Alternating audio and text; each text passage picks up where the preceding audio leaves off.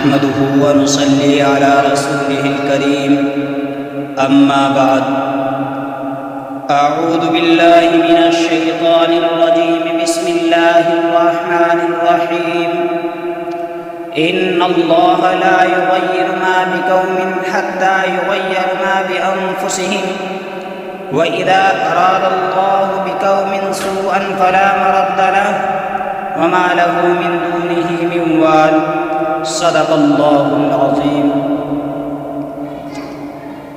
آؤ چلے چل کے ریت نچوڑی جائے، آؤ چلے چل کے ریت نچوڑی جائے، اپنے قسمت میں سمندر نہیں آنے والا۔ اپنے کعبے کی حفاظت ہمیں خود کرنی ہے، اپنے کعبے کی حفاظت ہمیں خود کرنی ہے۔ اب ابابیلوں کا لشکر نہیں آنے والا۔ تو پکارے گا اے سہل حرم ہم آئیں گے، تو پکارے گا اے سہل حرم ہم آئیں گے۔ اب ابابیلوں کے انداز میں ہم آئیں گے، لے کے آئیں گے صداقت کے علم، لے کے آئیں گے صداقت کے علم۔ یہ الگ بات ہے کہ تعداد کم لے کر آئیں گے۔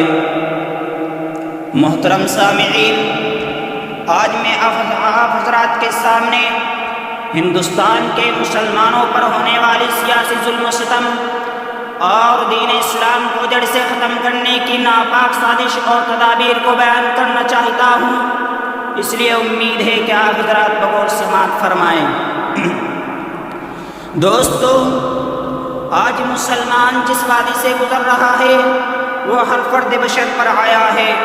آج مسلمان جن دشوار گزار گھاٹیوں کا اس جمہوری ملک میں سفر کر رہا ہے اس کو بھی ہر شخص جانتا ہے، جبکہ اس جمہوری ملک کی آزادی کے خاطر ہمارے علماء نے اپنی جانوں کا نذرانہ پیش کیا ہے۔ ارے وہ ہندوستان جس کی حریت کے باغ کو مسلمانوں نے اپنے خون و جگر سے سینچا تھا، وہ ہندوستان جس کی آزادی کے خاطر بہرنا عشرہ ساحل میں بے جھجک کود پڑے تھے اور موجوں سے کھیلتے ہوئے مجھدار تک جا پہنچے تھے، وہ ہندوستان جس کو بے پناہ قربانیوں کے ذریعے قربان چڑھایا تھا۔ ارے وہ ہندوستان جہاں سینکڑوں مذاہب کے ماننے والے زندگی بسر کرتے ہیں، وہ ہندوستان جہاں مسلمانوں نے حکومت کی تھی، وہ ہندوستان جہاں مسلمانوں کا رعب و دبدبا تھا، جہاں مسلمانوں کا ایک وقار تھا۔ مگر ان تمام باتوں کے باوجود آج اسی ہندوستان کے اندر مسلمانوں کو ظلم و ستم کی چکی میں پیسا جا رہا ہے، مسلمانوں کو طرح طرح کی اذیتیں اور تکالیف دی جا رہی ہے، مسلمانوں کو تمام حقوق سے محروم کر دیا جا رہا ہے، مسلمانوں کو حقارت کی نظر سے دیکھا جا رہا ہے، مسلمانوں کو ایک کمزور طاقت سمجھا جا رہا ہے، مسلمانوں پر جور و جفا اور ظلم و ستم کے پہاڑ توڑے جا رہے ہیں، مسلمانوں کے خون سے ہولی کھیلی جا رہی ہے، مسلمانوں کی ماں بہنوں کی عزت لوٹی جا رہی ہے، مسلمانوں کو بے دردی کے ساتھ مارا جا رہا ہے۔ اور آج اسی ہندوستان کے اندر مسلمانوں کو غداران وطن کہہ کر ظلم و تشدد کے پہاڑ توڑے جا رہے ہیں، مسلمانوں کے خون سے ہولی کھیلی جا رہے ہیں۔ جی ہاں، یہی وہ ہندوستان ہے جہاں مسلمانوں پر دہشت گردی کا الزام لگا کر پھنسایا جا رہا ہے، مسلمانوں پر ہندوستان کی زمین کو تنگ کیا جا رہا ہے، مسلمانوں کو مذہب چھوڑنے کے لیے مجبور کیا جا رہا ہے، مسلم پرسنل لا میں دخل اندازی کی جا رہی ہے۔ مگر افسوس کہ سب کچھ جو نہیں ہونا چاہیے تھا آخر ہو کر رہا ہے۔ غرض یہ کہ آزادی ہند کے بعد اگر ایک طرف ہماری مساجد و مدارس پر گھناؤنی نگاہ ڈالی گئی تو دوسری طرف ان کو ویران کرنے کی بھی کوشش کی گئی، اگر ایک طرف مسلم طلباء کو وندے ماترم کا نعرہ لگانے پر مجبور کیا گیا تو دوسری طرف مذہبی تعمیرات کی آواز اٹھائی گئی، اگر ایک طرف ہمیں غیر ملکی کہہ کر بدنام کیا گیا تو دوسری طرف ہمیں پاکستان نواز قرار دیا گیا، اگر ایک طرف ISI کا ایجنٹ قرار دے کر گرفتار کرنے کی کوشش کی گئی تو دوسری طرف غداران وطن کے لقب سے یاد کیا گیا اور دہشت گرد کہا گیا۔ لیکن میں پوچھنا چاہتا ہوں پارلیمنٹ میں بیٹھنے والے حکومت کے ذمہ داران سے کہ آخر بتاؤ کیا 1992 عیسوی میں بابری مسجد کو شہید کرنے والا کون تھا؟ مسلمانوں کے خون سے ہولی کھیلنے والا کون تھا؟ اس وقت غداران وطن کون تھا؟ بتاؤ اس وقت دہشت گردی کا جال پھیلانے والا کون تھا؟ اگر اس سوال کو برسر عام کیا جائے تو مسٹر کلیان سنگھ کا نام آتا ہے، مسٹر لال کرشن اڈوانی کا نام آتا ہے، 2 لاکھ سادھو سنتوں کا نام آتا ہے جنہوں نے ہندوستان کی حکومت و عدلیہ کا مذاق اڑاتے ہوئے کے ملک کی اینٹ سے اینٹ بجا دی تھی، لیکن اگر ہم انتقام لینا چاہتے تو عین اسی وقت لے سکتے تھے جب بابری مسجد کی شہادت کا منظر ہماری آنکھوں کے سامنے تھا، جب بابری مسجد کی ایک ایک اینٹ چیخ چیخ کر پکار رہی تھی، مگر اس وقت ہماری زبانوں کو یہ کہہ کر بند کر دیا گیا کہ جب تمہیں ہر طرح کی مذہبی آزادی حاصل ہے پھر حکومت کے خلاف بغاوت کیسے؟ لیکن میں پوچھنا چاہتا ہوں حکومت کے سرخیلوں سے، کیا بتاؤ کیا مذہبی آزادی اسی کا نام ہے؟ کیا ہماری مساجد و مدارس پر پابندی لگا دی جائے، مسجدوں کو مندروں کی شکل میں تبدیل کیا جائے، مسلم پرسنل لا میں مداخلت کی جائے، قانون خداوندی اور قانون رسول پر حملہ کیا جائے؟ بتاؤ کیا یہی آزادی ہے کہ ہماری نمازوں پر پابندی لگا دی جائے؟ بتاؤ کیا یہی آزادی ہے؟ اگر آزادی اسی کا مفہوم ہے تو ہم نے اس کو کل بھی لات ماری تھی اور آج بھی لات مارتے ہیں اور پیروں تلے ہوئے گھومتے ہوئے اعلان کرتے ہیں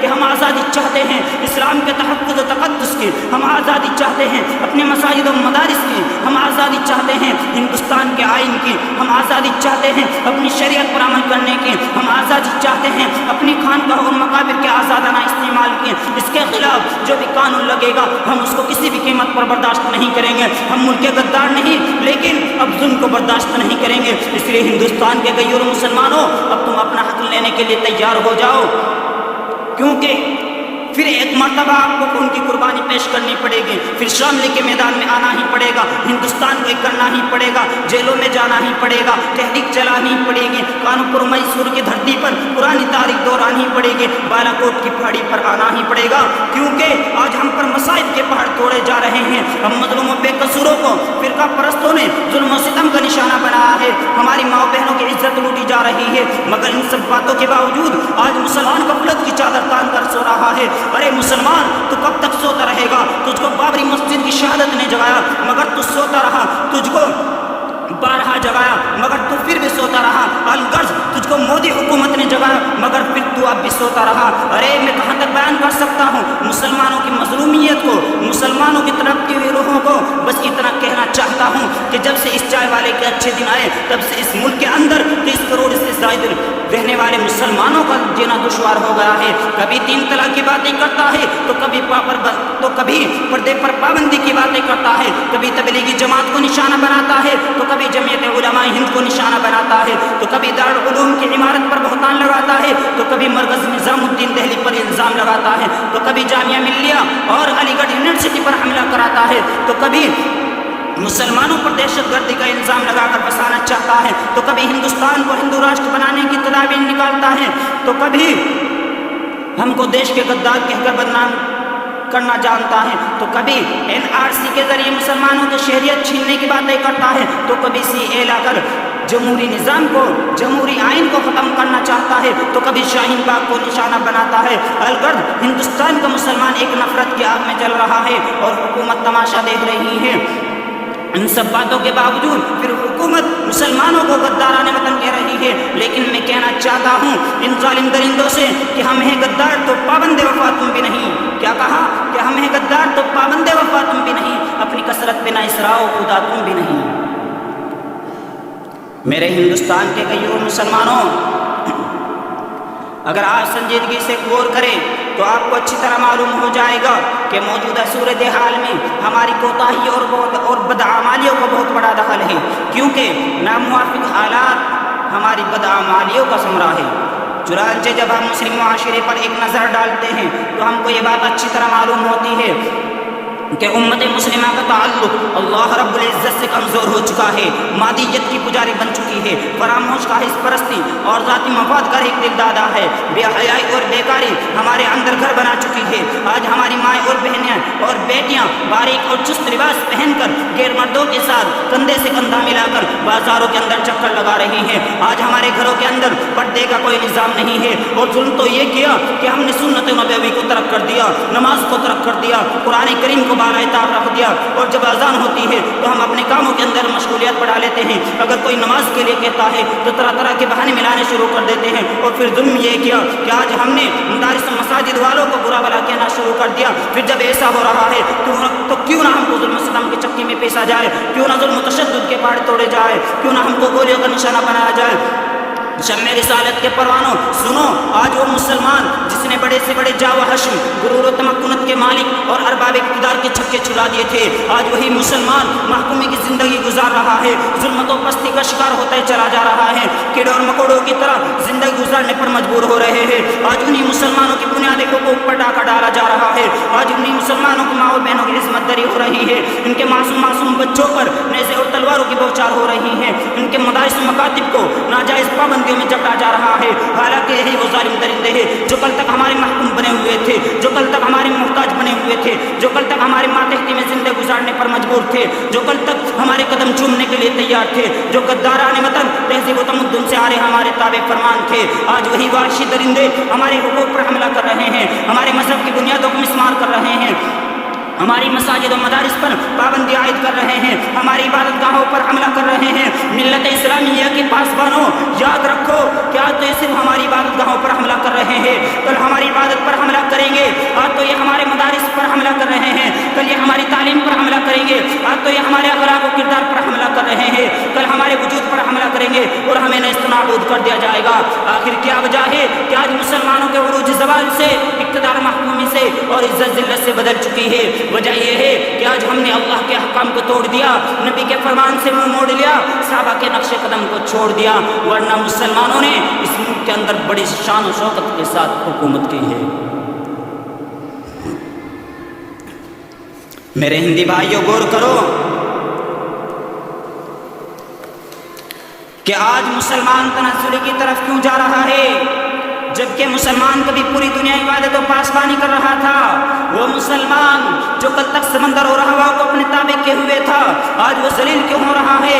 وہ مسلم قوم جس کے ایک آواز پر پرندوں نے چند لمحوں میں جنگل کے جنگل خالی کر دیے تھے، آج ایک چوٹی بھی اس کا حکم ماننے کے لیے کیوں تیار نہیں؟ وہ مسلم قوم جن کی صورتوں کو دیکھ کر کروڑوں کفار نے اسلام قبول کیا تھا، آج ان کی صورتوں پر دہشت گردی کا الزام کیوں لگایا جا رہا ہے؟ وہ مسلم قوم جن کی امانت و دیانت کو دیکھ کر دشمن بھی اپنی جوان لڑکیاں سال کے لیے ان کے پاس چھوڑ دیا کرتے تھے، آج وہ غداری و خیانت کے ساتھ کیوں مقدم ہو رہے ہیں؟ وہ مسلم قوم جس کی شہادت و گواہی کو یہود و نصارہ معتبر مانتے تھے، آج وہ قوم غیر معتبر کیسے ہو گئی؟ وہ مسلم قوم جس کی سچائی اور عدل و انصاف کی غیر مثال دیا کرتے تھے، آج وہ جھوٹ اور ناانصافی میں ضرب المثل کیسے ہو گئی؟ وہ مسلمان جس نے کبھی شیر و چیتوں سے سواری کا کام لیا ہو، آج وہ گیدڑ اور کتوں سے کیوں ڈرنے لگی؟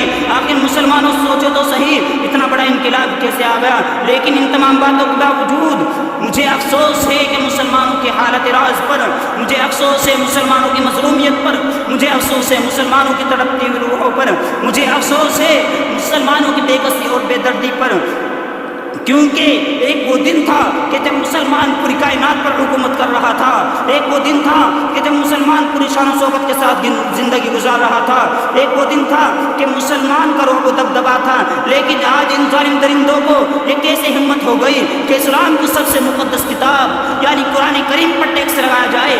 آج انہیں ہمت کیسے ہو گئی کہ ہماری نمازوں پر پابندی لگانے کی کوشش کی جائے؟ کبھی وندے ماترم کا سبق پڑھایا جاتا ہے تو کبھی ننھے معصوم بچوں کو کفر و شرک سے آلودہ کرنے کی سازش کی جاتی ہے، کبھی مذہبی تعمیرات پر پابندی لگا دی جاتی ہے، تو کبھی مدارس اسلامیہ پر دہشت گردی کا الزام لگایا جاتا ہے، تو کبھی ہمارے خون سے ہولی کھیلی جاتی ہے، تو کبھی مسلمان بہو بیٹی کی عزت لوٹی جاتی ہے۔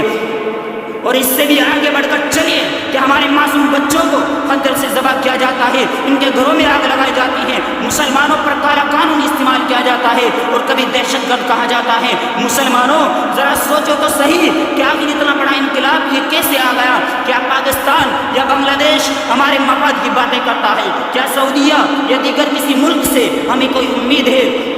کیا پارلیمنٹ میں بیٹھنے والے اتنے نیتا اسلام اور مسلمانوں کے بارے میں سوچ سکتے ہیں؟ نہیں نہیں میرے بھائیوں، ہرگز نہیں، کیونکہ آج ہمیں بتائیے کہ اکھلیش یادو کی زبان کیوں خاموش ہے؟ ہمیں بتائیے کہ سونیا گاندھی کی زبان کیوں بند ہے؟ آج ہمیں بتائیے کہ راہل گاندھی کو ظلم نظر نہیں آتا؟ آج ہمیں بتائیے کہ مایاوتی ایسے وقت میں کیوں نرم بستروں پر آرام کر رہی ہے؟ ہمیں بتاؤ ملائم سنگھ اپنی طاقت کیوں استعمال نہیں کرتا؟ کیا ان سب کو ظلم نظر نہیں آتا؟ کیا ان سب کو مسلمانوں کی مظلومیت نظر نہیں آتی؟ آج اقلیت کے دعوے دار نیتاؤں کی زبانیں کیوں بند ہے؟ مسلمانوں کی جو تباہی کی جا رہی ہے اس پر کیوں مسکراہٹ ہے؟ کپیل مشرا مسلمانوں کے خلاف کیوں زہر اگل رہا ہے؟ کبھی نعرے لگاتا ہے کہ دیش کے غداروں کو گولی مارو سالوں کو۔ ارے جن اولاد نے، جن فرزندوں نے اس ملک کی آزادی خاطر اپنی جانوں کا نذرانہ پیش کیا ہے، آج انہی کے فرزندوں کو دیش کے غدار کہا جا رہا ہے. ارے شرم کرو، شرم کرو. آج ہمیں بتاؤ کہ ہندوستان کا سب سے بڑا متعصب پرست امت شاہ کی سازش کیوں تیز ہو رہی ہے؟ بتاؤ. آج یوگی ملا بھاگو پاکستان کا کیوں نعرہ لگا رہا ہے؟ آج ہمیں بتائیے کہ نریندر مودی بیٹی بچاؤ بیٹی پڑھاؤ کا فرضی نعرہ کیوں لگا رہا ہے؟ آج ہمیں بتائیے کہ اقوام متحدہ ظلم کے خلاف قانون کیوں استعمال نہیں کرتا؟ آج آپ پوری دنیا کے اخبارات اٹھا کر دیکھیں کہ دنیا کے تمام حکمراں آج مسلمانوں کو ختم کرنے کی پلاننگ تیار کر رہے ہیں. اگر ایک طرف بابری مسجد گرتی ہے تو دوسری طرف کشمیر کے مسلمان کے خون سے ہولی کھیلی جاتی ہے. اگر ایک طرف جامعہ ملیہ اور علی گڑھ یونیورسٹی پر حملہ ہوتا ہے تو دوسری طرف دہلی کو نفرت کے آگ میں جلا دیا جاتا ہے. اگر کوئی ظلم کے خلاف آواز اٹھاتا ہے، اگر کوئی ظلم کے خلاف صدائے احتجاج بلند کرتا ہے، اپنے حق کا مطالبہ کرتا ہے تو اس کو دہشت گرد کہا جاتا ہے، اس کو بدنام کہا جاتا ہے. کیا یہی سماج کا کلیان ہے؟ لیکن میں پوچھنا چاہتا ہوں دیش کے غداروں سے،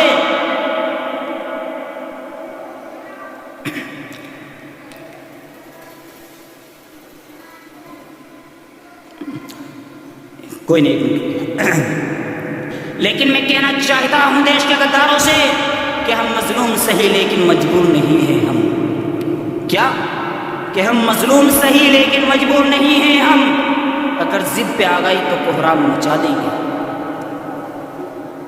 مسلمانوں، ان ظالموں سے کہہ دو کہ اے ظالموں، دین کی حفاظت کے لیے اگر ہماری ایک جان تو کیا 100 جان بھی مانگو گے تو ہم دینے کے لیے تیار ہیں. ہمیں جیل کی سلاخیں بھی منظور ہے، ہمیں گولیوں پر کا نشانہ بھی بننا منظور ہے، ہمیں سولیوں پر چڑھنا بھی منظور ہے، ہمیں مالٹا کی کوٹھیوں میں قیام کرنا بھی منظور ہے، ہمیں پھانسی کے پھندوں پر چڑھنا بھی منظور ہے. لیکن یہ بھی یاد رہے کہ حکومت چھین لینا ہماری تاریخ ہے. مسلمانوں، جو ہمارے لیے سازشیں رچی جا رہی ہے اور ہمارے خلاف خفیہ پروگنڈے ہو رہے ہیں، ان سب کی صرف ایک ہی سوچ ہے کہ ہندوستان کو ہندو راشٹر بنا کر، کیا ہندوستان کو ہندو راشٹر بنانا ہے؟ اس بھارت کی سرزمین پر ہر ایک باشندے کو ہندو کے ماتحت کر لیا جائے. ان ظالموں کی یہ سوچ ہے. لیکن یاد رکھیے مسلمانوں، تم نے تلواروں کی جھنکار میں بھی وحدت کے ترانے گائے ہیں اور دشمن کی یلغار میں بھی اسلام کا پرچم لہرایا ہے. لیکن ان فقہ پرستوں سے کہہ دو مسلمانوں کی غیرت کو نہ للکارے، ان کے صبر کو بزدلی نہ سمجھے، ورنہ قوم مسلم وہ شعلہ ہے کہ اگر بھڑک اٹھا تو ہر طرف آگ ہی آگ ہوگی. لیکن یہ بھی یاد رکھے کہ اگر ہمارے اندر وہی اتحاد و اتفاق اور جذبہ جہاد اور شوق شہادت رہا جو ہمارے اکابر اور اسلاف اور صحابہ کرام کے اندر تھا، تو یقین کے ساتھ کہا جا سکتا ہے کہ ماضی کی تاریخ لوٹ سکتی ہے.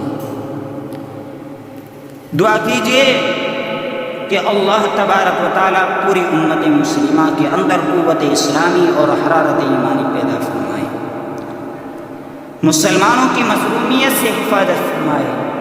آمین. وما علینا الا البلاغ.